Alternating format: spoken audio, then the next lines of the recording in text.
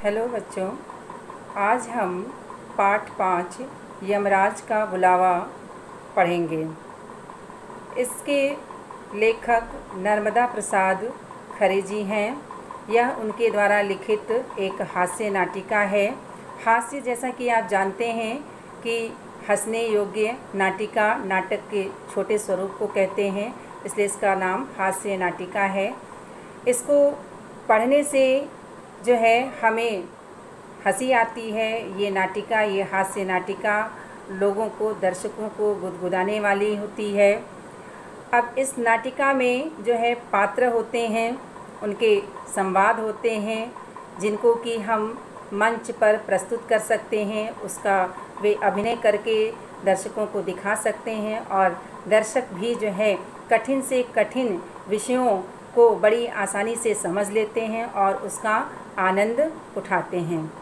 इस नाटिका में नर्मदा प्रसाद खरे जी ने यह संदेश देना चाहा है पाठकों को कि जो लोग चापलूसी करते हैं वे किसी के प्रिय या सच्चे मित्र तो हो ही नहीं सकते हैं।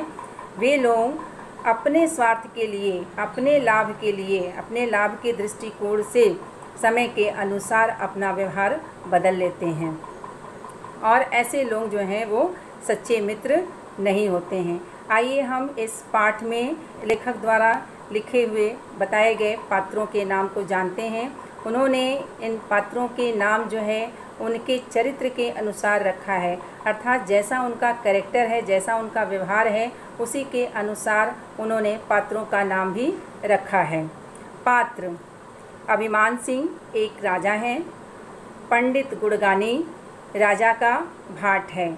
भाट जो है पुराने ज़माने में राजा लोगों की प्रशंसा में गुणगान किया करते थे और इनके बदले में कुछ रुपए या कुछ जो है सोने के सिक्के आदि जो है उन्हें इनाम के स्वरूप में मिलते थे। यमदूत तीसरा पात्र यमदूत है।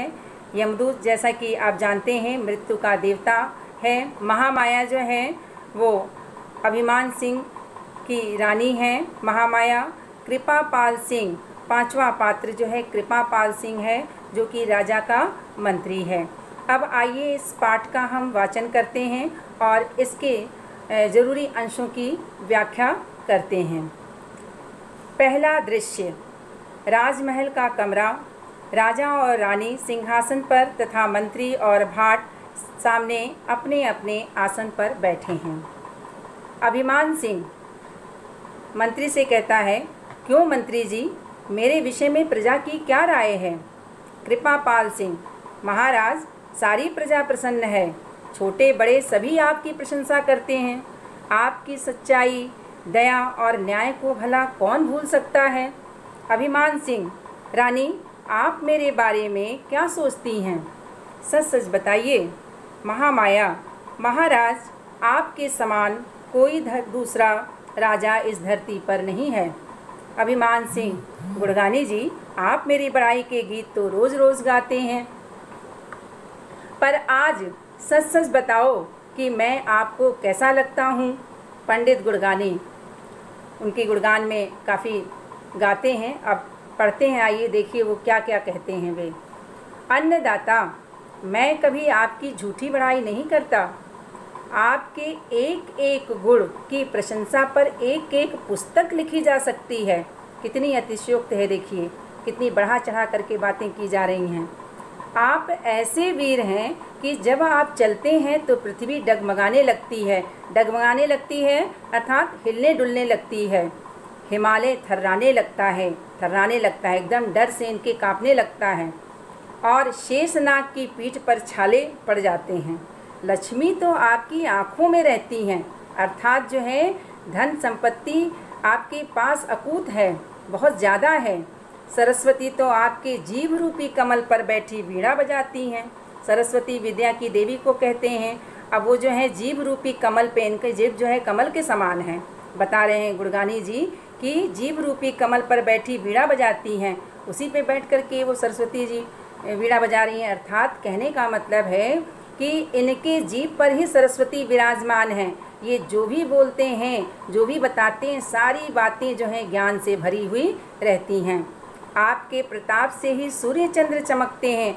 अर्थात जो है आपकी वीरता से, आपके प्रभुत्व से ही जो है ये चंद्र और सूर्य, चंद्रमा और सूरज जो है चमकते हैं। उनकी चमक से ये धरती नहीं चमकती है, उनकी रोशनी से ये धरती रोशन नहीं होती है। ये राजा का ही इतना प्रताप है कि जो है उससे ये धरती पूरी रोशन होती है। यदि आप ना हो तो सब जगह अंधेरा ही अंधेरा फैल जाए। महाराज आप तो बस आप ही हैं। अभिमान सिंह, इसका मतलब मुझे अभी बहुत वर्षों तक राज करना चाहिए, सब एक साथ, कम से कम 100 वर्षों तक। महाराज सब चले जाते हैं। दूसरा दृश्य शुरू होता है। राजा एक सजे हुए पलंग पर सोए हैं। एक मोटा तगड़ा काला यमदूत आता है। राजा अचानक उठ बैठते हैं। आप बगल में स्लाइड पर आप ये पिक्चर देख सकते हैं। अभिमान सिंह, तुम कौन हो? तुम मेरे महल में इस तरह कैसे घुस आए? यमदूत, मैं यमदूत हूँ, मुझे यमराज ने भेजा है। मैं तुम्हें नरक में ले जाने के लिए आया हूँ। अभिमान सिंह गुस्से से, अरे यमदूत, क्या यमराज को नहीं मालूम कि मैं पृथ्वी का प्रजापाल हूँ? मेरे चलने से पृथ्वी डोलती है, मेरी कृपा से लोग माला माल हो जाते हैं। यदि मैं ना रहूँगा तो यहाँ का काम कैसे चलेगा? सबकी देखभाल कौन करेगा? तुम अब भागो यहाँ से, नहीं तो मेरे पहरेदार हाथों में हथकड़ी पहनाकर तुम्हें काल कोठरी में डाल देंगे। यमदूत हंसते हुए, चुप रहो, मैं तुम्हारी इन धमकियों से डरने वाला नहीं हूँ। मैं यमदूत का दूत हूँ, मैं यमराज का दूत हूँ। मैं तुम्हें लेकर ही जाऊँगा। अब तुम्हें जो कहना हो यमराज से ही कहना। अभिमान सिंह, अरे द्वारपाल, जयपाल, हरपाल कोई है? दौड़ो, यह दुष्ट हमारे प्राण लिए जा रहा है, प्राण लिए जा रहा है। यह हमारा कहना टाल रहा है, मतलब कहना नहीं मान रहा है, इनका कहा हुआ नहीं मान रहा है। अरे दौड़ो, तलवार लेकर दौड़ो, रोको इसे। यमदूत, अरे चुप भी रहो, अब तुम्हारी आवाज़ कोई नहीं सुन सकता। तुम्हारा चिल्लाना बेकार है, संसार को तुम्हारी ज़रूरत नहीं, तुम संसार के लिए मर चुके हो। अभिमान सिंह, नहीं यमदूत, यह बात नहीं है। मेरी प्रजा मुझे बहुत प्यार करती है, मेरे बिना वह अनाथ हो जाएगी। आप मेरी बातों को सच मानिए, मुझे छोड़ दीजिए, मैं आपको बहुत बड़ी जागीर दूंगा। यमदूत हंसते हुए, अच्छा तो तुम मुझे रिश्वत देना चाहते हो? जोर से, अब चलो जल्दी। अभिमान सिंह, दूतराज, मैं आपके साथ चलने को तैयार हूँ, पर सच मानिए मेरे न रहने से राज्य का सारा कामकाज बिगड़ जाएगा। सब लोग समुद्र में कूदकर प्राण दे देंगे, प्रजा अनाथ हो जाएगी। यमदूत, यह तुम सोचते हो, अपने मुँह मियाँ मिट्ठू बनने से कुछ नहीं होता। मुँह मियाँ मिट्ठू बनने से मतलब कि अपनी प्रशंसा, अपनी बड़ाई खुद करना, मुहावरा है ये। तुम्हारे मरने से 3 आदमी भी दुखी होते तो मैं तुम्हारी प्रार्थना मानकर तुम्हें कुछ दिन और धरती पर रहने देता। अभिमान सिंह, आप विश्वास कीजिए, लोग मेरे बिना बहुत दुखी होंगे, चाहे तो परीक्षा देकर देख लीजिए। यमदूत, अच्छा बताओ, मैं किन 3 लोगों से पूछूं कि उन्हें तुम्हारी ज़रूरत है या नहीं? अभिमान सिंह सोचते हुए, आप रानी, मंत्री और गुड़गानी भाट से पूछ कर देख लें। यमदूत, अच्छा तुम सांस रोक कर पड़े रहो, मैं तुम्हारे ऊपर एक चादर डाल देता हूँ। मैं धर्मराज का रूप धारण कर लेता हूँ। धर्मराज का मतलब यमराज, ये तो यमराज का दूत है यमदूत, ताकि वे सब सच सच बोल दें। बोलो, स्वीकार है तुम्हें? राजा, हाँ स्वीकार है। यमदूत राजा को चादर से ढककर लिटा देता है, स्वयं वेश बदल कर आता है, रानी को बुलवाता है। यमदूत धर्मराज के वेश में खड़ा है। महारानी, यह तुम्हारे पति का शव है।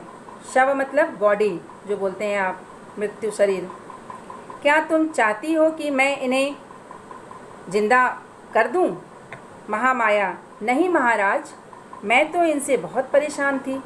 अच्छा है, अब मेरा बेटा राजा बनेगा और मैं राजमाता कहलाऊंगी। यमदूत, अच्छा तुम जाओ। मंत्री का प्रवेश होता है। मंत्री, कहिए प्रभु, क्या आज्ञा है? यमदूत, राजा का शव देख रहे हो, क्या इन्हें कुछ दिन और संसार में रहना चाहिए? मंत्री, महाराज, मैं तो इनसे बहुत परेशान था, ये मेरी बात मेरी कोई बात नहीं सुनते थे, बस अपनी ही कहते रहते थे।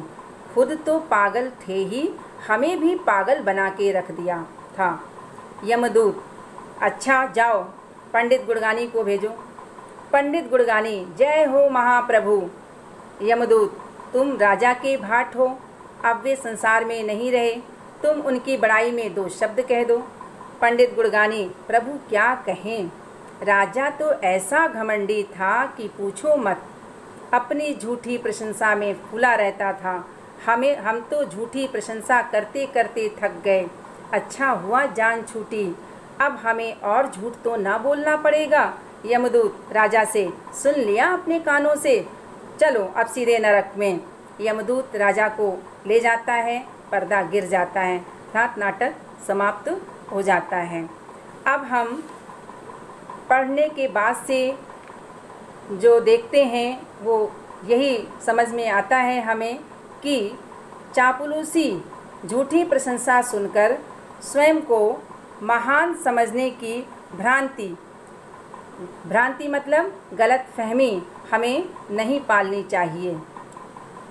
क्योंकि कई लोग जो हैं हमारी चापलूसी में, हमारी उसमें बड़ाई कर के जो है हमारी प्रशंसा के पात्र बनना चाहते हैं, या हम उन्हें चाहने लगते हैं, हम उन्हें सच्चा मित्र मान लेते हैं।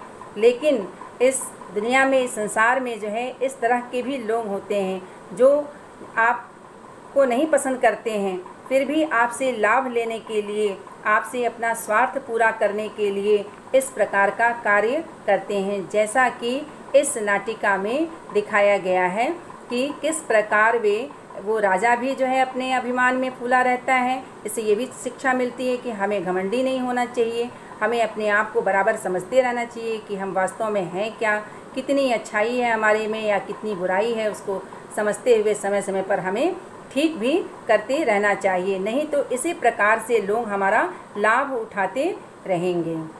अब हम इस पाठ के कठिन शब्दों के अर्थों को समझेंगे और इस पाठ के कठिन शब्द अर्थ जो है फाइल में अटैच कर दिया जाएगा। इसको आप याद कर लीजिएगा। धन्यवाद।